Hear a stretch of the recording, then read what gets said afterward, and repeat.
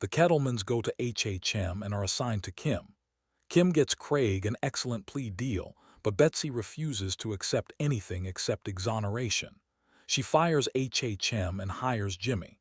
Kim is demoted by Howard. Jimmy tries to get them to go back to HHM, but Betsy reminds him of the bribe. Jimmy enlists Mike to steal the Kettlemans' money from their house, with Jimmy returning the bribe to the pile. Mike delivers the money to the DA, robbing the Kettlemans of their bargaining chip and forcing them to go back to Kim to take the deal, earning Kim her office back. Stacy no longer feels safe in her home, so to finance a move, Mike starts to take jobs in the criminal underworld. Through a veterinarian named Caldera, he is connected with Daniel Wormold, a pharma employee who steals pills to sell to Nacho Varga. Mike supervises the exchanges. Jimmy becomes aware of systemic overcharging by Sandpiper retirement homes against their residents.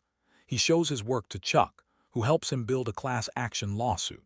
Sandpiper retains the counsel of Schweikart and Coakley, with lead counsel Rich Schweikart.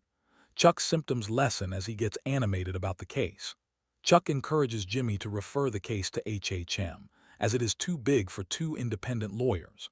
While Jimmy is asleep, Chuck calls Howard with Jimmy's cell phone, at great discomfort. The next day, Howard offers to take the case, allowing Jimmy a finder's fee of 20% of the common fund after settlement, but denies Jimmy a position at HHM. Jimmy angrily refuses and leaves.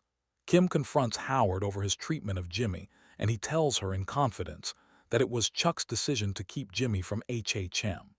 Kim consoles Jimmy and encourages him to take the deal.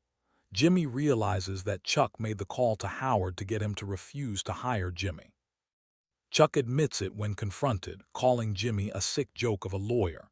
Jimmy breaks off contact with Chuck. He refers Sandpiper to HHM and returns to Cicero to reunite with Marco. They spend a week pulling scams and drinking. Jimmy realizes he needs to go home. As they pull a last scam, Marco dies of a heart attack.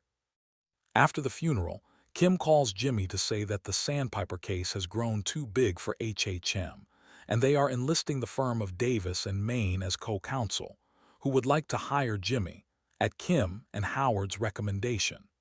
Jimmy returns to ABQ, filled with a rebellious spirit, and turns down the job at D&M.